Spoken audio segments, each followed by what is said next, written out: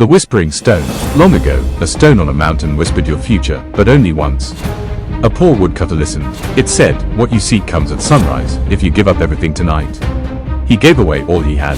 At sunrise, he discovered a hidden spring that saved his whole village. The truth: some fortunes come only after you let go.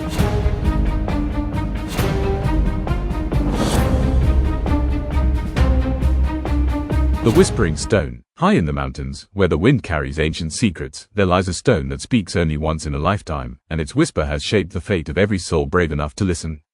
Long before the world was mapped and measured, there was a village called Hollow Ridge, tucked beneath a mountain that loomed like a sleeping giant. The villagers lived simple, honest lives, harvesting barley, tending sheep, and praying that the harsh winters pass quickly. But above them, at the mountain's peak, stood something they feared more than the storms: the Whispering Stone. It was said that anyone who pressed their ear to its cold surface would hear a whisper of their future.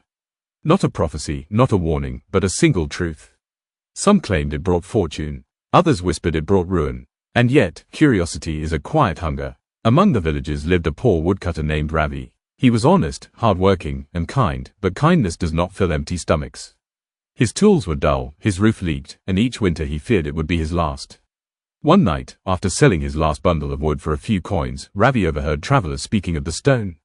"It spoke to me," one said. "Told me I'd find love by spring. And I did." Ravi walked home beneath a moon-heavy sky, thinking of the stone's promise. If it could offer even the smallest hope, was it worth the risk? By midnight, Ravi stood at the foot of the mountain. The climb was brutal, wind clawing at his cloak, stones shifting under his feet. But Ravi's desperation was stronger than the storm. When he reached the peak, the world felt impossibly quiet, as if the very air held its breath. And there it was, a weathered stone marked with ancient runes, glowing faintly in the moonlight. Ravi approached with trembling hands. He placed his ear against the stone. For a moment, nothing, only the cold. Then the runes brightened. The wind stilled. The world tightened around him like a closing fist.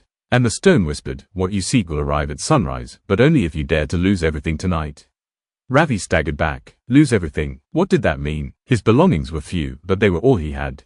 Yet something deep within him, hope, perhaps, told him to trust the voice.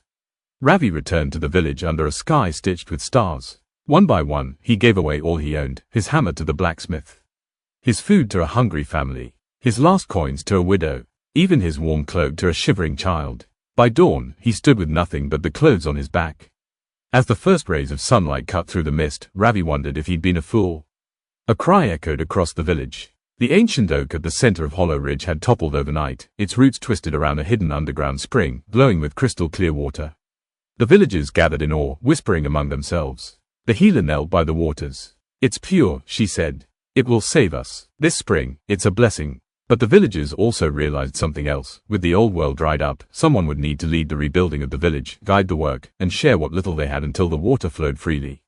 And that person was Ravi, the only one who had shown, through his sacrifice, that he cared for everyone more than himself. The village elder placed a hand on his shoulder. "Ravi," she said softly, "you have given us everything. Let us now give to you." The villagers rebuilt his home, sharpened his tools, ensured he would never go hungry again. But more than that, they made him a leader. Not by title, not by force, but by gratitude. Ravi realized the stone's truth: fortune is not something you receive.